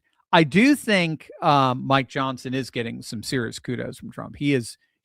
Say what you want about Johnson. He is getting the job done. He's passing he's getting all the legislation passed, despite Tom Massey, who will probably lose his primary. He deserves to. Despite Tom Massey, the reason why I say that, and everyone's like, but Tom Massey is a man of such character. I don't give. Who cares? Character doesn't govern. If you can't govern, get out. This is my biggest problem with so many of the post-MAGA podcast crowd. They can't govern. They're great in terms of resistance. They can resist. They were great in 2024, but they can't govern. They have no idea how to govern. And that's the brilliance, I think, of Mike Johnson. He knows how to govern. He knows how to do it. And he's very, very good. So I think so. I think he's getting a bonus. I don't know about Thune, why he's not there with Trump. It's a good question. I don't know the dynamics of that. Kevin, question. President Obama legalized, encouraged, and rewarded the media to go full propaganda. Congress apparently gave him pretty much anything he wanted. Can President Trump reverse the media's license to lie to us? Yeah, FCC. Would the creature squeal less if the FCC just pulls the broadcast license if they're caught in deliberately injecting false or hiding true information to bury truths they don't like? So we're already getting notice that the FCC chairman is reevaluating their licenses. And he's basically said, you do not have a monopoly over the frequency by which you air. You don't have a monopoly. We can give that frequency away to somebody else. He's basically, it sounds to me like they're thinking of NPRing them.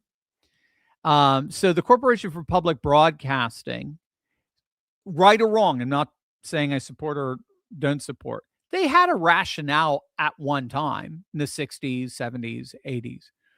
And the idea was to offer broadcasting access to people who don't normally have access to it. And of course, this is through the airwaves, the old, satellite television. Those days are over. We don't live in that world. We literally do not live in that world anymore. This is part of technopolarity. We live in the world of the network society. And now I forget what the number is. Something like 98, 99% of our population is hooked in, is hyperlinked and hyperconnected into I should say hyperconnected into the network society, into the internet. So anyone has access to anything. I mean, literally anything. So there's no need for an NPR. And I don't see why there's any need anymore for these legacy media outlets to monopolize the frequencies that their licenses guarantee them. I don't see why. And I think it would be, again, you don't even have to say it's bias. You just have to say we're not giving out licenses anymore. Or if we are, it's not going to be the news anymore, or something like that. You just find something else and have them just flip out. But there's nothing they can do about it. So I think you're right. I'm a little concerned, BB, I'm a little concerned about oil prices, but DJT is not W or Obama. He doesn't support intervention without an end game. He usually is right. Yeah, see, BB, that's the way you go. I mean, this is a guy. I mean, if you rack up the wins and everything he has done and accomplished over these last, where are we now? 10 years. I mean, it's just, and what he's been willing to endure throughout the entire process. If anyone's ever earned trust, it's him. And hopefully you're seeing what I'm trying to do with these technopolar presentations is to give you a bit of a glimpse of what he's seeing in those CENTCOM briefings. I mean, he's seeing he's seeing a fifth dimensional military that absolutely degrade a third dimensional military that can't even remotely fight back. Not even remotely. Yes, there are hits. Yes, there are missiles. Yes, they're terrible. But that's nothing compared to what we're doing to them every hour. So I would say that trust what's going on. And it is pretty astonishing what's happened thus far. P. Favara, apparently Xi is purging the scientists responsible for the anti-stealth radar, missiles, and even the father of the J-20. The radar couldn't detect our stealth, but made its claims on detecting the J-20. It can't be all that. So what you're talking about there, P. Favara, is right on. There's been a number of articles written on this. That China has been hurt significantly by this war in more ways than one. So most everyone immediately goes to the economic pain at the pump, as it were. You've probably seen the long lines in Shanghai and there are other cities where people are starting to really freak out about the rationing of fuel that will inevitably have to come with the just the turbulence, the Strait of Hormuz. At the very least, shipping is going to be significantly reduced, and China gets 40% of its oil from Hormuz, from all the Gulf countries, including Iran. So they've been hurt economically. They're going to be hurt continuously economically because they're not going to be getting the cheap oil anymore. Remember, they were BRIing, right, Belt and Road Initiative, Iran, and their inland infrastructure. Remember, Iran, to my knowledge, Iran didn't even have a train tracks.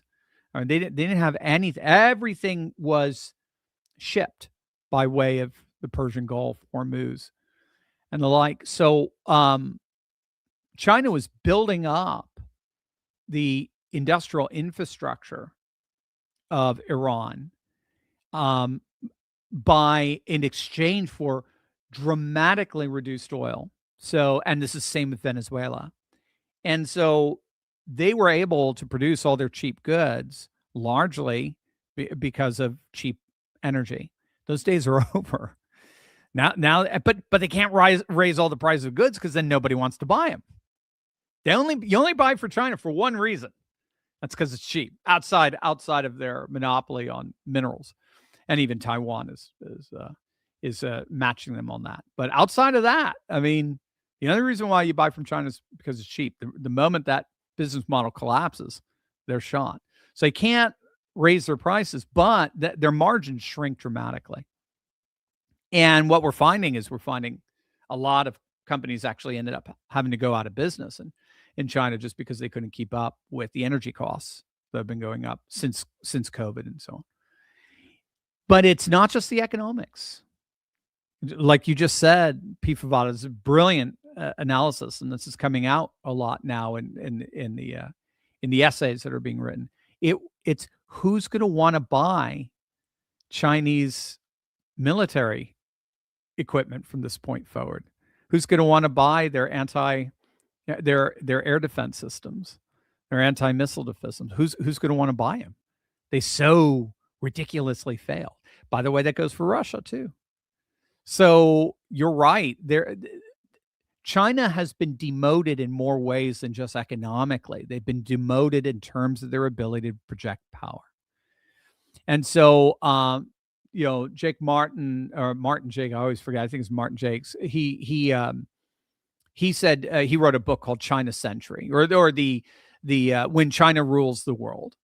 And a lot of people predicted that it's inevitable. China is going to be the biggest, most powerful economy, and the United States just simply can't keep up. One of their shipyards builds more ships than all of our shipyards combined.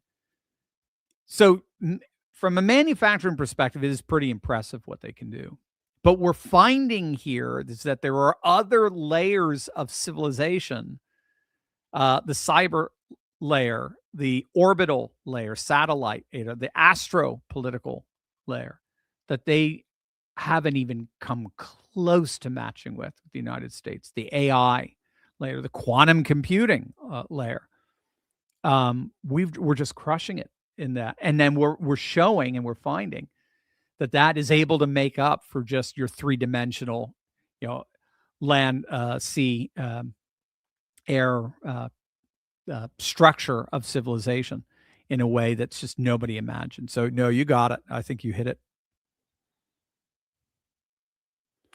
Politically correct, Dr. Steve. When is she going to send Godzilla over the Strait of Hormuz to help? Sanae Takaichi is it, especially when it affects Japan much more than it does the USA. Yeah.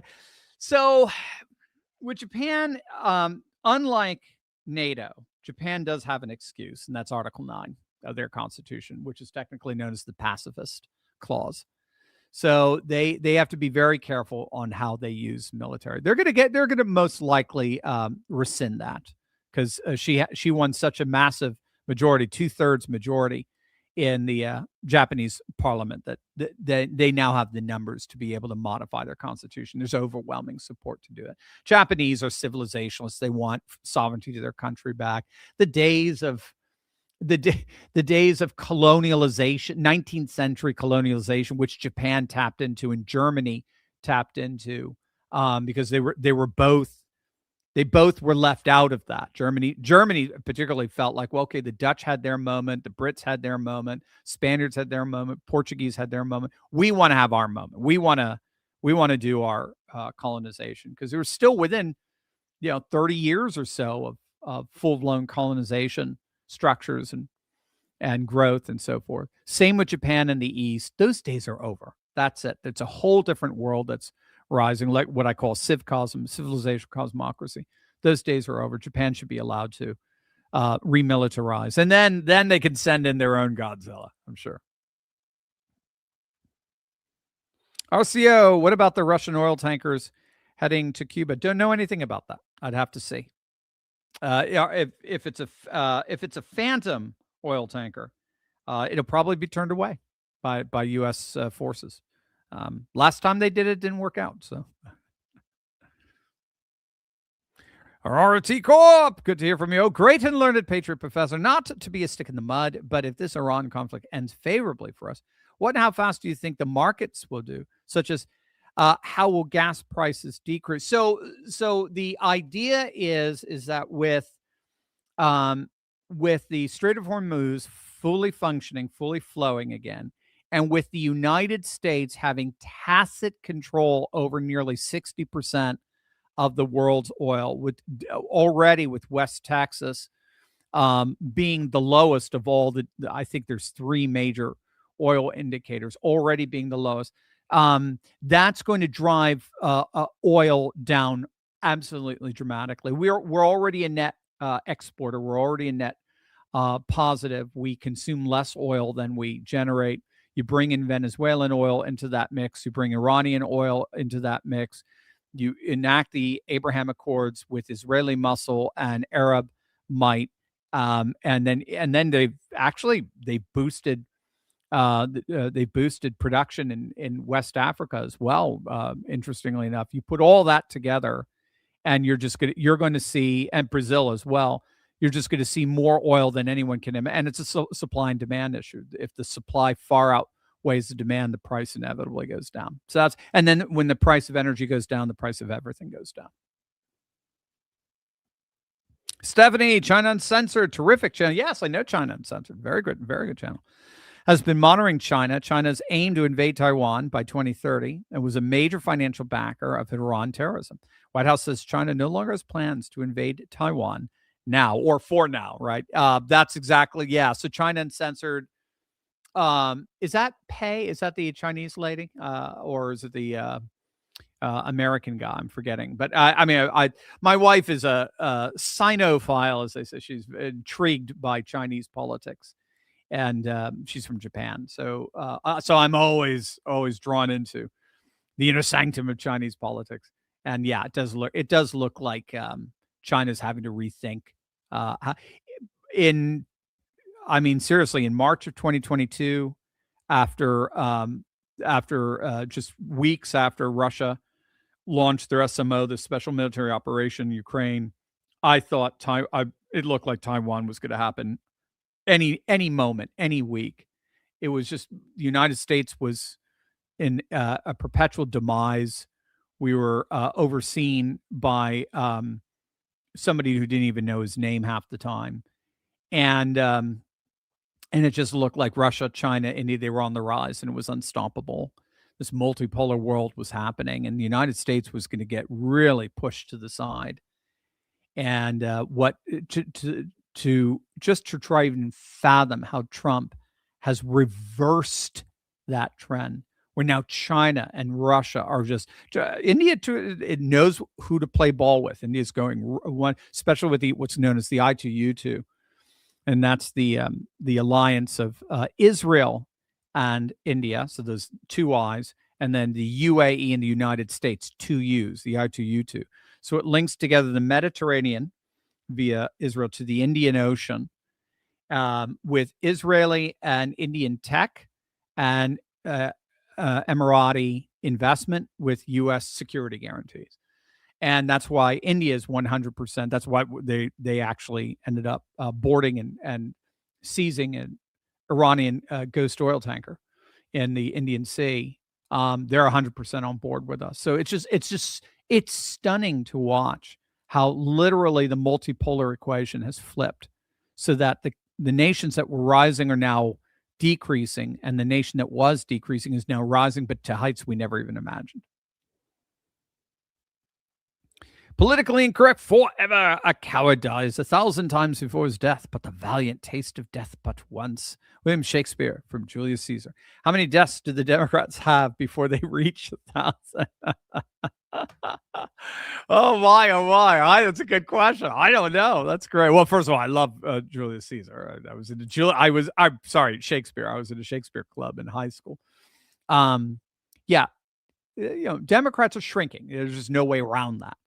Their states are shrinking. Their population is shrinking.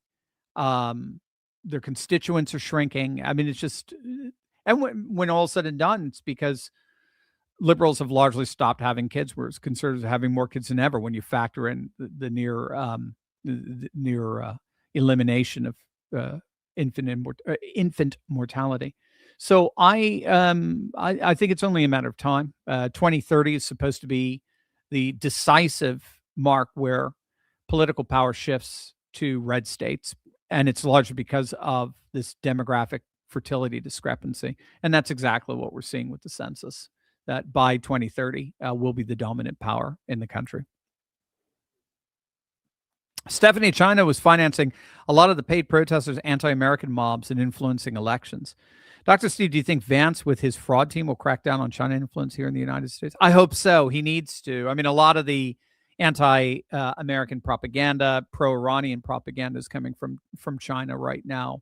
The whole America's losing nonsense is coming from China. They were able to trace that back to Chinese propagandist sources that then just get replayed on dissident media here. So yes, hopefully he'll be able to crack down on that. Let's see it as a national security issue. Patricia, love your name, by the way, my mother's name. What happened to Tulsi Gabbard? I heard she was fired. Also, I heard the Democrats want Iran to win. We know they are definitely on the wrong side of just about everything. Well, let me fire up my computer here to see if Tulsi just got fired. We'll have to see. It may, I don't know if it has anything to do with Joe Kent, because Joe Kent was under DNI. Yeah, Democrats want Iran to win largely because of what we're talking about, this third worldism. Democrats see the United States fundamentally as evil. It needs to be destroyed. So they're post-American. That's the larger category. They're post-American.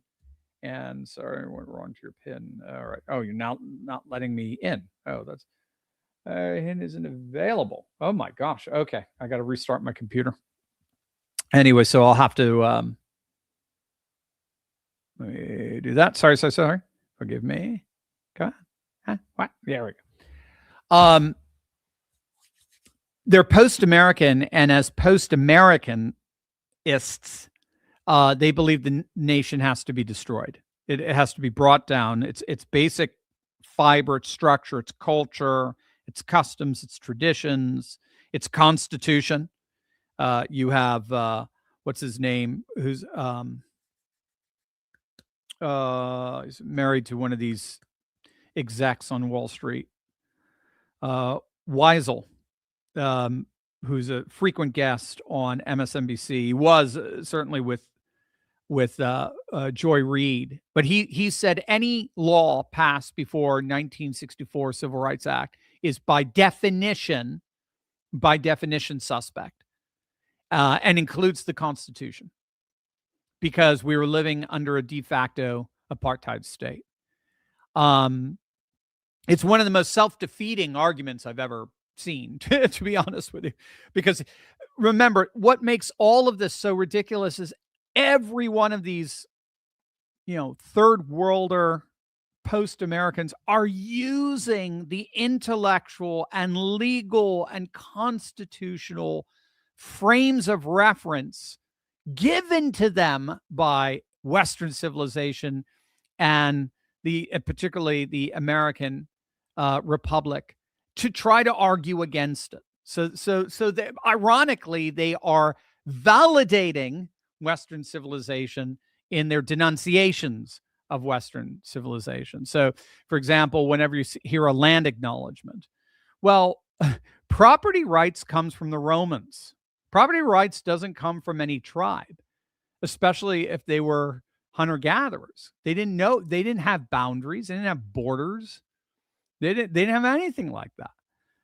All of that comes from the Roman legal tradition, property rights tradition that worked itself out through Christendom to London and made its way over the United States through Philadelphia.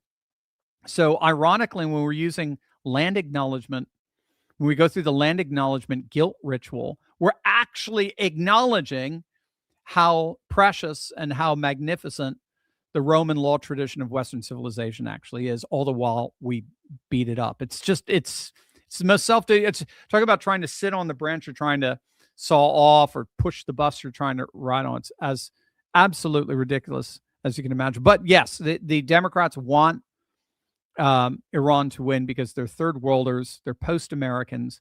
They believe this country is evil and it needs to be rebuilt in accordance with their own cultural Marxist image.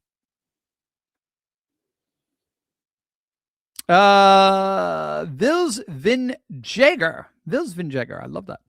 Would third worldism equal situational ethic? Oh, that's a brilliant question.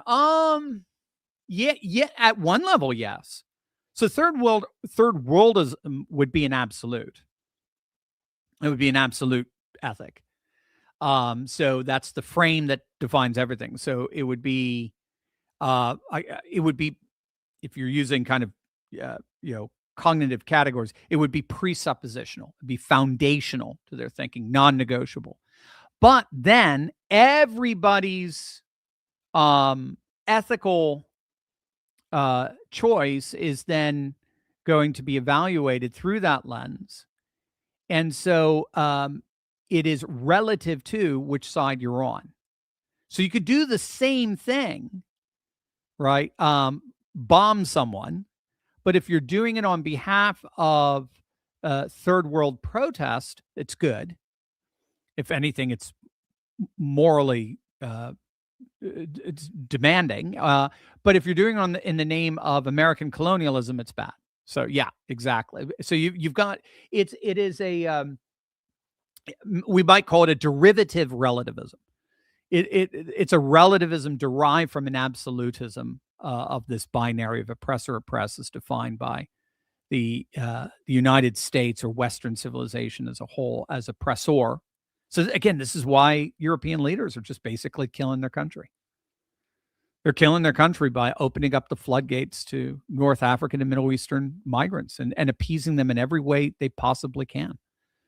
It's because of the third world. We were evil. We were bad.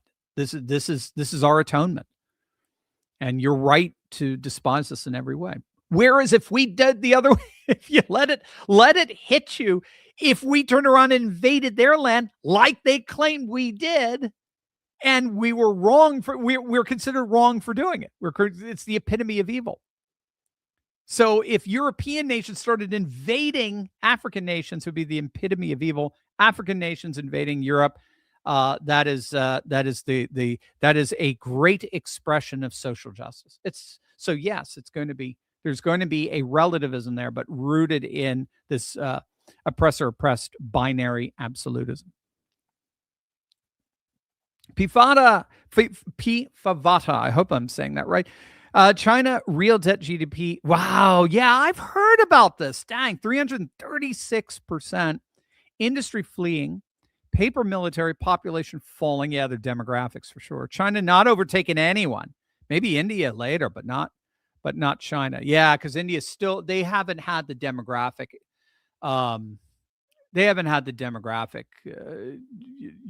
implosion the way China has. Good stats, Favada. I've read that the debt to GDP ratio is huge in China. And that's also, I think there's there's always been three schools of thought with China. That they are the rising power that no one could challenge. They're a paper tiger, like you just said, or something in between. And I've always been an in-betweenist. I think they're going to rise very powerfully, but not anywhere near what anyone thinks for all the reasons you're talking about. But you're making me think twice. Maybe it is more, they're a paper tiger. And I mean, that's Peter Zion's been arguing that for years, that they're always on the verge of collapse. But that's Peter Zion. Everyone except the United States is on the verge of collapse. I'm being mean. That's not true. That's not fair to Brian, my dear friend. Some of my friends have lamented that Iran was harder to defeat than what the president claims. I do think that we have become used to very short incursions. The biggest issue, I think, is diesel fuel, by which all goods travel. Diesel here in Florida is $5.60 again. Dang, yeah. It's gonna hurt. Yeah, I mean, again, I think I was mentioning that the VDH observation that Trump didn't have to do this. We were doing fine. We were recovering. The economy is humming. Stock market rocking. Fuel's an all-time low. The fact that he's doing this suggests that he sees this temporary pain as shall we say, the birth pangs before something more extraordinary than we ever imagined. And that is really a new world where the United States tacitly controls 60% of the world's energy production. The petrodollar is here to stay. China's been pushed out of the Middle East. The single greatest impediment to peace and prosperity in the region has been defanged and neutralized. A new era of Israeli and Arab cooperation, which will only help to further the prosperity for the world. India on top of it as well, with its astonishing tech advances, linking together with Israel through the I2U2 alliance. The reconstitution of the Western Hemisphere around American civilizationalism, tapping into Venezuelan oil. He just thinks it's going to be unlike anything we've ever imagined. So yeah, some people are gun shy with it. Yep. Some people are not going to like it. I was surprised, actually. We were down, Brian, down in the Keys a few weeks back, and yeah, the farther south we got, and more expensive. I'm not talking about diesel, obviously, but I noticed that unleaded was getting pretty high in the $3 mid threes, and this is even so. I can only imagine it's probably over $4 now when you get down that way. So, but again, it'll be according to Trump, it'll be all worth it. So I'm in with him. Linux, as the U.S. is celebrating its semi-quincentennial this year, do you think there could be greater retaliatory terrorist threats? Is this something DHS might be more aware of? I'm sure. Yeah, they're going to be very much on top of that. There's always the threat whenever many, many people gather. Yeah, no question. Michael, I seem to recall you saying that you were one time a liberal. If so, when were you struck by lightning on the road to Rome? I love it. Was it the road to Damascus? Was that when I was in college at the Music Conservatory in 1994. I still remember it. It was shortly after Clinton had won. I was a big Clinton fan. I didn't campaign formally for him, but did what I could. I was at a music conservatory. There's a 90% of the 90% of them were voting for him anyway. And I used to practice my guitar. I was a classical guitarist in front of the TV late at night when I was doing scales and just stuff I didn't have to think about. So I had my little black and white TV with my, my wired antenna and all that. And around, what was it, like 1 a.m., 1:30 a.m., I guess, after David Letterman, this big, large, pompous fellow would get on, and he would start talking about how Clinton was a clown, and why Reagan was so exceptional, and how we needed to not lose what he gave to us, and here's how we fight for it, and here's why it was exceptional. Of course, that was the one and only immortal Rush Limbaugh. And so Rush did it. And at first, when he first came on, I thought, again, I'm looking at my clothes hanger, receptacle TV and just going, what kind of an idiot is this guy? And so, but I just too lazy to get up and turn the channel before remote control. So I'm just playing with it. Every night after Letterman, he would get on. And after several weeks, he convinced, I would remember I'd stop playing and I'd listen to the argument. And it was just, I was like, this makes so much sense. And that did it. That very, very much did it for me. All right, guys. Love you so much. So keep track of the channel. As you know, I'm your back porch professor over the weekend. So look for some uploads there on the latest on what's going on. Obviously, I understand the Senate's could be kept in what do you call it? In session all throughout the weekend. So if anything happens with the SAVE Act, I'll be the first to analyze it for you with that breaking news, as well as what's going on in the Iranian theater. Love you guys. God bless.